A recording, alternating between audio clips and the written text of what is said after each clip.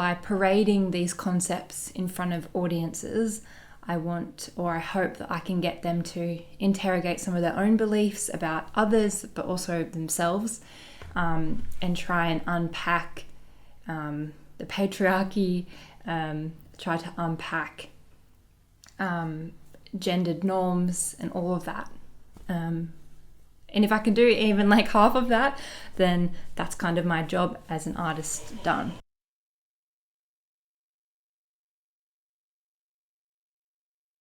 Hello everybody, my name is Jay, or Mix Misk as I'm known on stage, and yes, it was my ambition to have a very strange and tricky to say drag name, but you definitely get used to it. Hi, I'm Marlena Dolly, and I'm going to be getting into drag with you and answering some questions. I'm non-binary and I use they, them, and yeah, I've already got my chest piece on. Because you don't want to watch that process. It's uncomfortable for everyone involved, especially me. Anyway, yeah, so I'm gonna kind of just get my hair taken care of. Already got my eyebrows shaved for the first time in a few months.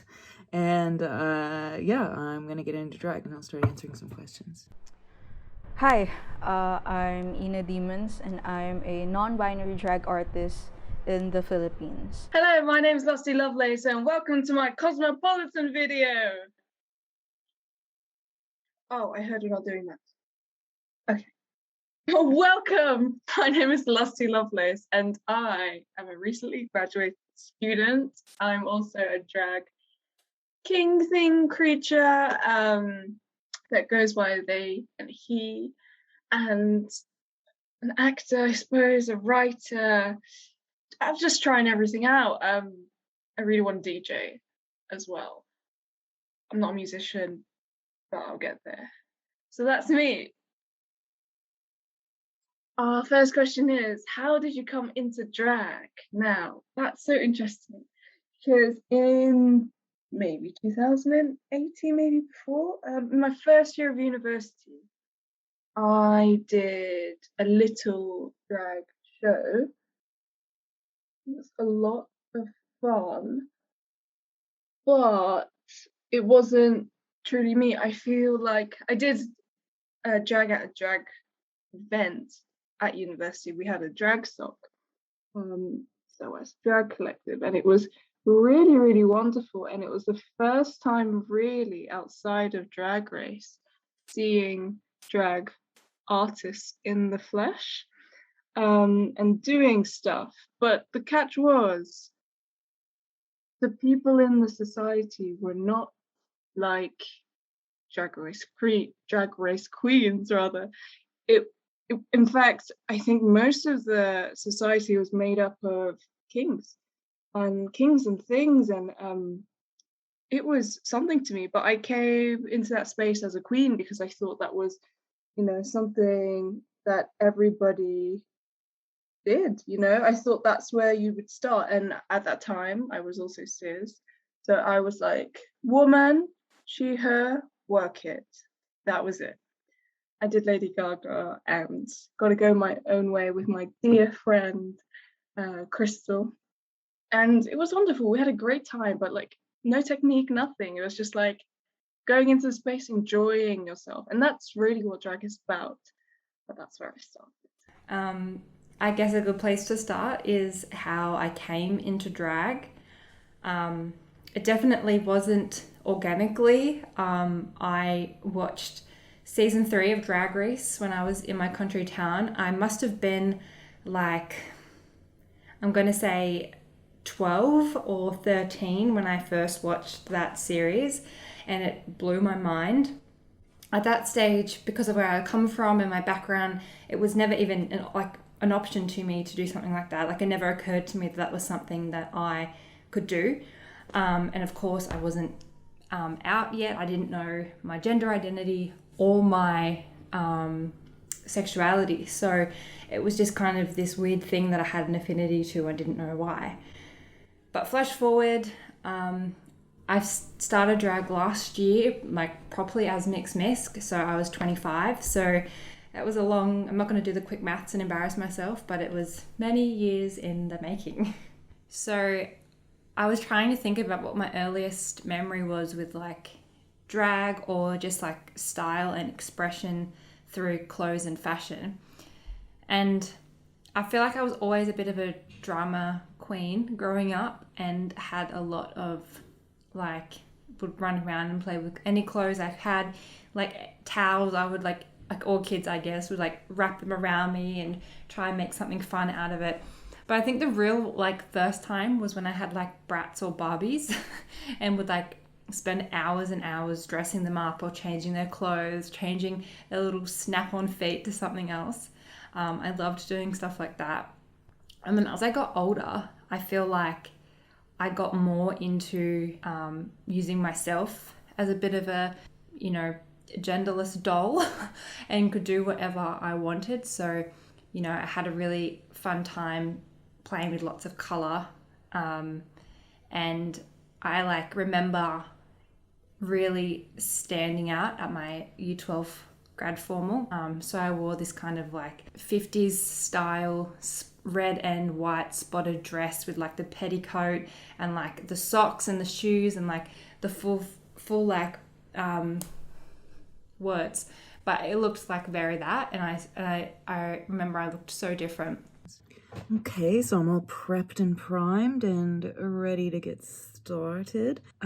So I first got into drag. I guess I've always played with,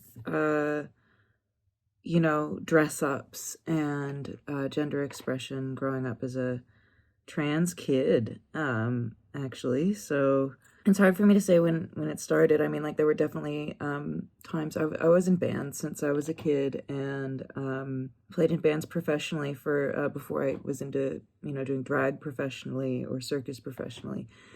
And in one of the gigs that we did, the singer of the band, who was like the boss, so I was kind of a hired gun for the band, and she was like, wouldn't it be cool if you, were in drag for this concert, and then you like revealed at the end that you're not a guy, and whatever. Ooh, shocking, but I was like, yeah, cool. And I actually had like the best time, and I played so strong, I played so well with this confidence. I guess it was because I was actually expressing a part of myself that's always in there and that needed to come out. But then I guess besides that, the first time I did, like, I was like a drag king, officially, I guess, was somebody asked me to be David Bowie as Jareth from Labyrinth for their Labyrinth show. And that was in 2016. So not too long ago. I mean, while I was in the band, that was like 2009, 2010, 2009. So that was quite a bit ago. But yeah, so that was like the first time I was really, I guess, referring to myself more as a drag king was when I was being David Bowie. My style of drag is, it's difficult to explain. What I like to say to people, or like what I put on my social media handles, is that I'm a Muppet turned into a drag artist. And I like to think that my style of drag, aside from that, is a mix of like alternative or punk and campy, kitschy aesthetics. I first came into drag, I feel like a lot of people or a lot of drag artists resonate with this. I came into drag because of Drag Race, but not necessarily the show first. I first came into drag watching Milk from season 6 do a makeup tutorial on the Wow Presents YouTube channel. And I remember watching it and really being into that kind of makeup that Milk did. And then after that, I just did a bunch of makeup looks, trying to be a makeup artist at first, but then I couldn't really do the style of makeup that I did on other people because one, I didn't have the right tools, I didn't have the right equipment to do it safely on other people, and then two, what I did was like face paint. Like what I did was being a clown. So I didn't know if people were into that, if people were into me painting their face like a clown or like a cartoon character. So it was just me back then trying to be a makeup artist. But over the years, I realized that what I wanted to do wasn't really just makeup artistry, but like drag as well. So here I am trying to be a drag artist.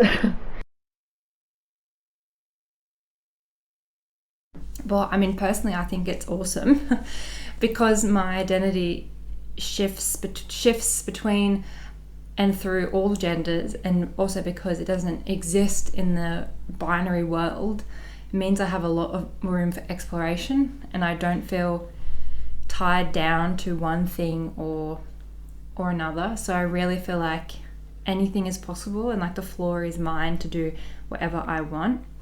In saying that, you know, I feel that because I am AFAB, a lot of people automatically assume that I'm doing drag king, and I guess I'm guilty of falling into that. So it does take a lot to like break the barriers, and not be afraid to like play with color or wigs or feminine outfits or typically feminine shapes, and I think that's where my drag has evolved to. It's like putting a concept in front of an audience that's like, this is what you think you're going to get, but somehow through the performance unraveling into something else entirely.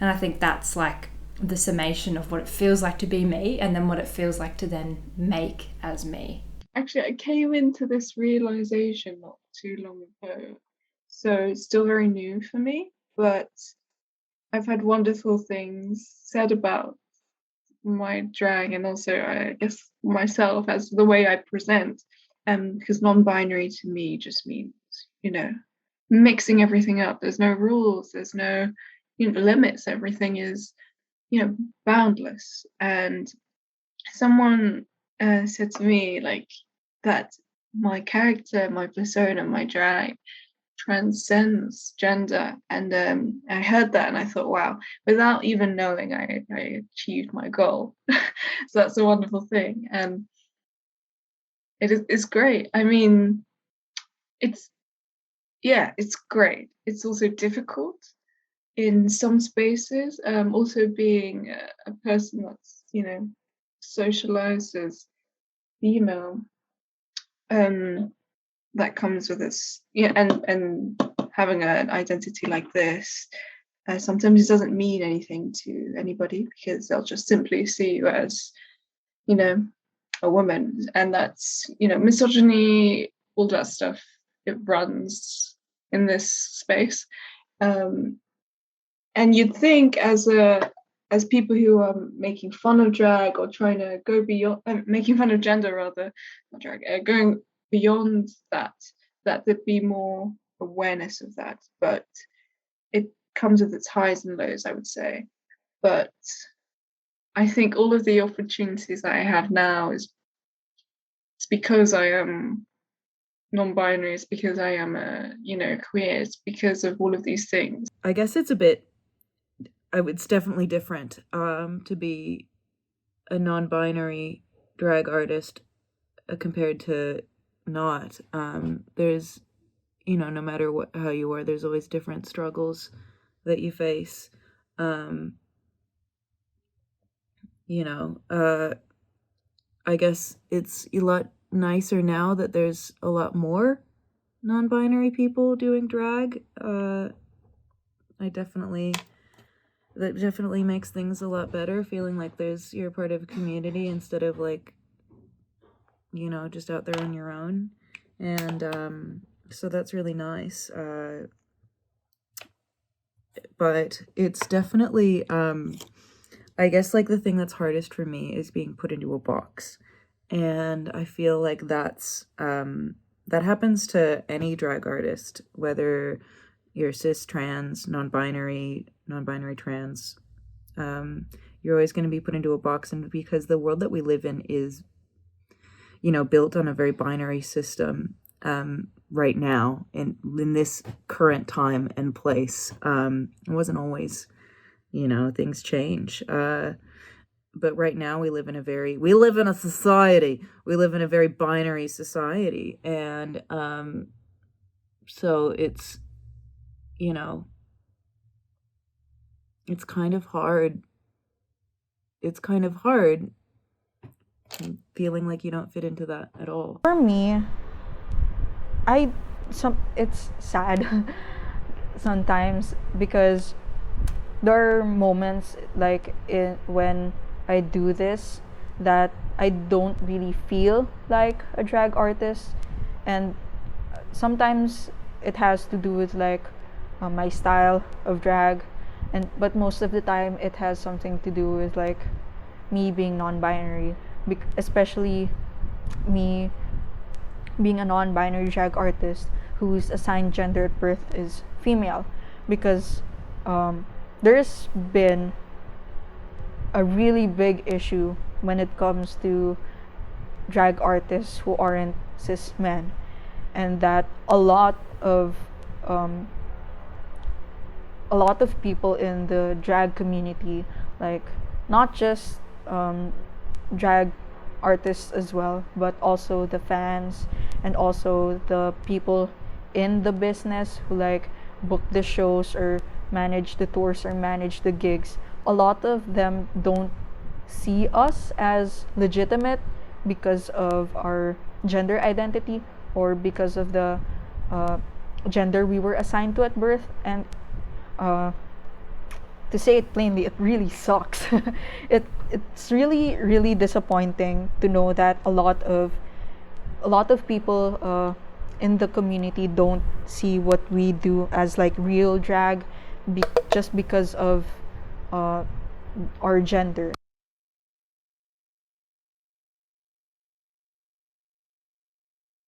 And it doesn't just impact us like mentally or emotionally, but it impacts us on our career. It impacts me on what I want to grow like as a drag artist.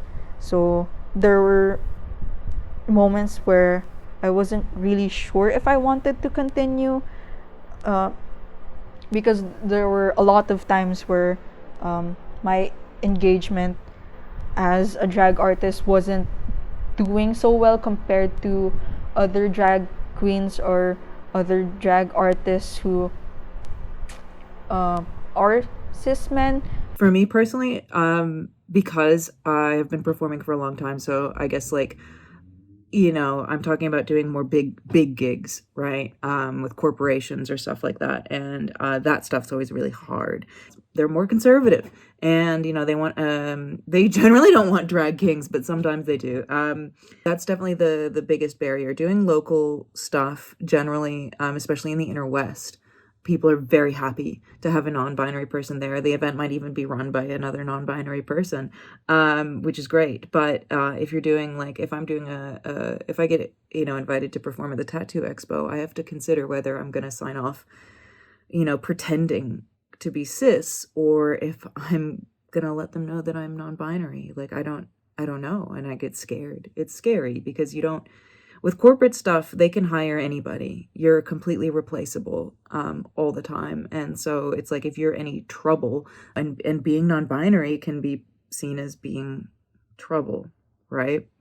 Which is really sad because it's just, it's annoying for the client to have to remember your pronouns. And it's like, well, you have to remember my name. So why is it hard for you to remember my pronouns? I feel like maybe how many years ago would you be afraid to say that you were gay, for something? And then I'm scared to seem if I'm being troublesome to say that I'm non-binary. I think most of them are related maybe to being perceived as feminine, I suppose, or being a drag king / thing. Like I said about misogyny, people perceive me as a woman, so thinking maybe that's not good enough. And I know there are like drag artists that are also in my similar position, where people have turned them away or not paid them, or when realizing what their genitals are, completely like shoot them. That is definitely something that exists. And I think I've put this unnecessary pressure on myself to create new things all the time, to do so much more. And I think that's maybe what also comes with that part of my identity. It's working so hard and getting little recognition, working 9 to 5 and not making a living. I think mostly the non-binary struggle is because I'm perceived as a woman. I'm not a queen. I'm not white. Those are things that stack on top of each other and make me seem undesirable, perhaps. And that's why I don't get many bookings. I don't get much exposure. I'm not favorable to a Yas Queen audience. So those are the barriers that I face, I think.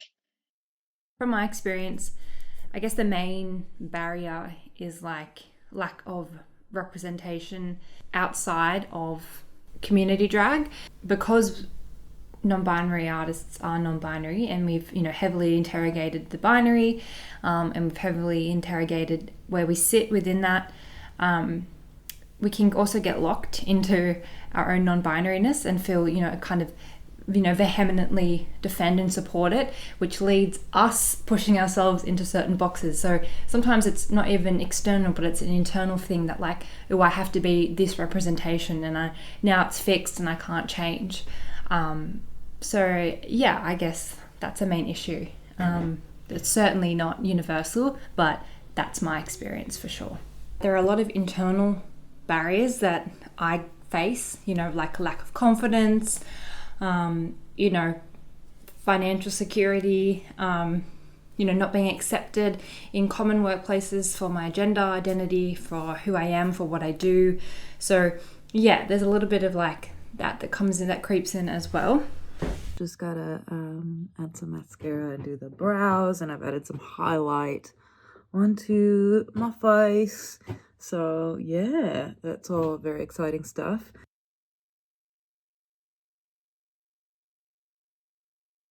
Like, I don't really believe that there is a like truly masculine and feminine. I think those are totally made up terms. I don't think that there is like true like masculine energy and feminine energy. I don't believe that it exists. I like to play with old ideas of like European men's masculinity. That's one of my favorite things to do, is to dress up like a Baroque or Rococo man, which is, just covered in gems and high heels and florals and a big wig and like that kind of stuff. Like that was like the peak of masculinity, I think. And Bowie said stuff as well, like how is wearing makeup and being glamorous not being masculine? When a lion has the mane and a peacock has his feathers, it's, why is that not masculine? And when I'm on stage, I guess be a man, but be this, very, what would be now seen as very effeminate man. Jabriath is one of my favorite artists, who is a glam rock artist from the 70s, who was openly gay, and so was of course very, very criticized for that. And he had a song that's called I'm a Man, and I love to perform to it because he goes like, I'm a man, I'm an elegant man, I'm a man. And yeah, because I think that that's a really beautiful aspect of what we would call masculinity, is elegance and being showy and being like a peacock. And so that's definitely how I play with that. In terms of sexuality, I feel most sexual when I am my drag persona. Like when I'm on stage, I feel like I don't mean to say like, I don't mean that in like a gross lusty way or something, but I mean like I feel myself. I just feel, I feel sexy. At the moment, I would say I'm gender fluid, I'm trans, I'm non-binary. I also identify with trans masc. I'm everything and nothing, I would say. a drag jelly bean. That's me. The way I explore it, I think, is most prominent in dress, appearance. But a lot of my acts are around gender as well. It's recently I've just been big mad, and I transfer my energy of being mad at no kings in a lineup or all white people in a lineup, no Asian, no Asians in the lineup, no dark skinned people in the lineup, no ableism, all of that stuff. I put that into my acts, and I've developed quite a few now because I'm so angry, or I'm just so passionate about diversity within drag. Now I'm able to explore politics, sexuality, gender, all of these wonderful things through my medium of, I call myself the costume storyteller as well. So it's something that I hope will catch on. Through all of these bits together, it's the costuming, it's the mixes that are very thought out sometimes. I say that I bring like the sadness to the party, but I bring awareness. I think a lot of my stuff is also educational and gets people thinking. And not everybody always wants that in a club environment, but I just give them it anyway because I'm uncompromising. I think that's what you have to be as a person, who is not cis white drag queen. You just have to give it to them, otherwise they won't know what they're missing.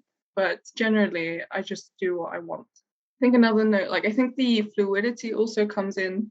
So I really think that I'm my most masculine when I'm feminine, when I'm when I'm wearing the dresses or the masks. The masks make me feel sexy.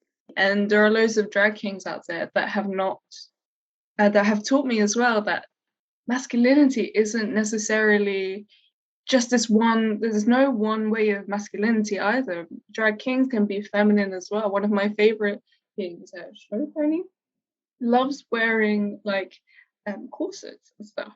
And I thought, yeah, I love wearing corsets as well. Why do I have to compromise because I'm afraid of people calling me a queen or whatever? I have to do me, and that's what I'm comfortable with. For me, non-binary drag artists and trans drag artists helped a lot with exploring my gender identity through drag. Like, one of my greatest inspirations, not just through drag but through life, as well as through my gender identity, is Sasha Velour, the winner of season 9 of Drag Race, because a lot of what they experience or what they think of in regards to their gender identity and their drag style, I relate to a lot. So Sasha really was a great help with me trying to figure out who I am, not just as a drag artist but as a person, because drag helped me figure out that I was non-binary. I guess also through drag, I learned how I wanted to present myself, through body language, through how I speak. So there was a lot of seeing other people or being exposed to other non-binary people who were also drag artists, that I picked a lot of mannerisms or way of speaking or way of dressing up that really helped me with my journey into being non-binary. So I'm still on that journey of figuring out how I really want to present myself to the world.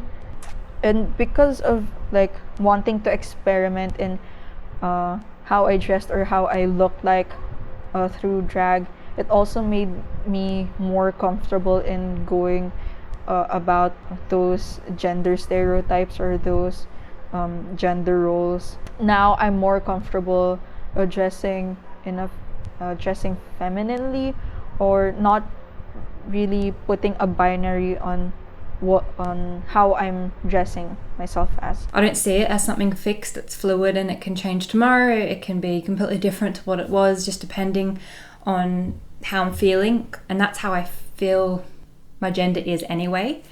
So I don't really want to define it because I don't, and I don't think it's helpful for me. Of course, my Instagram and my kind of, I guess, drag persona is branded as Mix Misc, the non-binary bicon. They kind of typify who I am. So Mix is the honorific for a non-binary person, and Misc is short for miscellaneous. Misc as a collection, a bit of everything. And then non-binary bicon, in terms of my sexuality, I am bisexual, and for me I define that as I am attracted to genders that are my own, so other non-binary genders, but also anyone else that doesn't fit into that gender. Alright, so here I am in all my glory.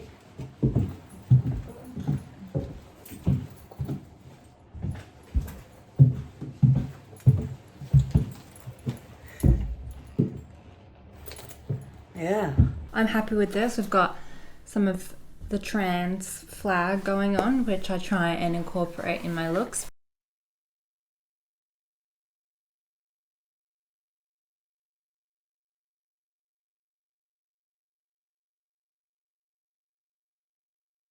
What I think the future of drag will be, well, I think it's going to be a lot more non-binary than it is at the moment. I think there's going to be more and more people coming out as non-binary, which is awesome. The future of drag to me looks trans. Simply that. The future of drag to me is genderless. You know, I think we're still very much in this binary of queens, kings, and for people like me who don't always fit in those, it's, you know, discouraging. So I envision a future where all of that is just out the window. We can call ourselves whatever we want. For me, drag is community, so I would love to see a push more for emerging community drag spaces. I'd like to see more of us coming together to create works together, to create performance pieces together. There's a lot of drag artists out there that are like doing more theatrical based performances or like experimental based performances, and I want that to be more popular or to be more accepted in the future. Thinking about the future of aging in drag and what that's going to be like. You know, it seems to be such a young people thing in so many ways, but there are lots of us that are getting older, and there's others that have been doing it for a lot longer. I've been trying to do digital drag performances because here in the Philippines we can't perform physically, or we can't perform in bars or go to events because we're still in lockdown, we're still in quarantine. So a lot of us have to think outside of the box or think more creatively in terms of putting ourselves out there when it comes to performances. And digital drag and live shows on like Facebook, Twitch, Instagram has been a really big help in trying to get my name out there, or trying to get our names out there. I would also love to see drag as a medium and drag as a form given more space in performance art worlds, into contemporary performance practice, because I think it is a really viable way to explore and experiment. It's a great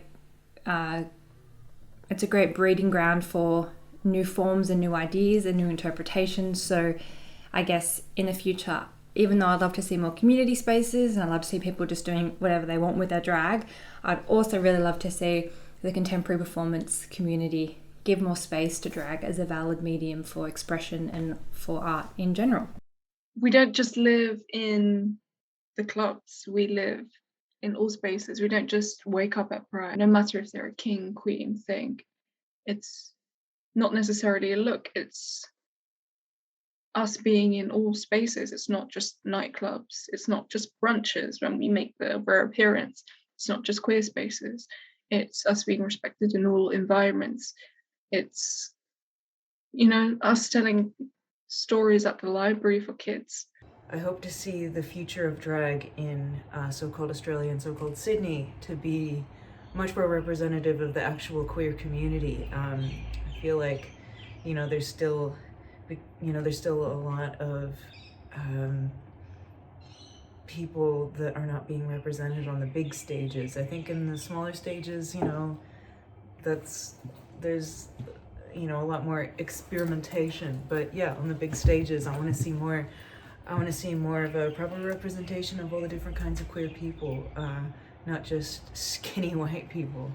More different bodies, different sized bodies, different shapes. I just really want drag artists like me to flourish in the drag community, or to not go through the same obstacles or barriers as a lot of trans and non-binary drag artists are facing right now.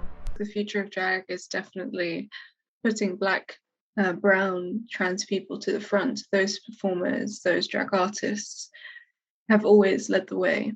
They should get their dues.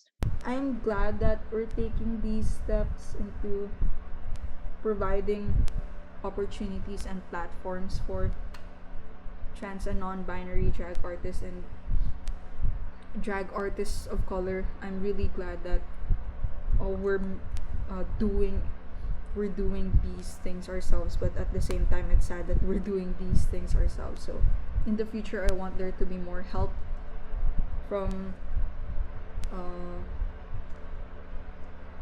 people who aren't us, or people who have the power to give us the opportunities we deserve. I hope to see more drag activism. I think that just existing anyway is political. No matter what we do, we're politicized bodies, but I would like to see a little bit more direct activism from drag performers. I think that'd be cool, including myself. Making more space for play and fun, and not having to follow a kind of pure mainstream version of drag, and reminding ourselves that at its roots, drag is revolution, drag is rebellion, drag is always POC to the front, it's always minority voices to the front. And I think that if we can stay on that path, and if we can try and stay focused on that mutual goal, then drag will be the best it's ever been. I think we're slowly working towards that future, and there are certain people that are actively doing things towards that. But I think everybody collectively needs to move towards that. I can voice out my opinions out there. Hopefully, drag artists like me can be more well known, or stand up for themselves, or be more confident, because they see us being able to flourish, or being able to have the opportunities like this to be interviewed. And it's a really big thing, so thank you so much for this. I hope you have enjoyed talking to me and watching me get dressed and undressed and see you in the future. I'm sure it will happen, whether it's tomorrow or 10 years, but we're moving. The future looks fabulous. That's it. Ding!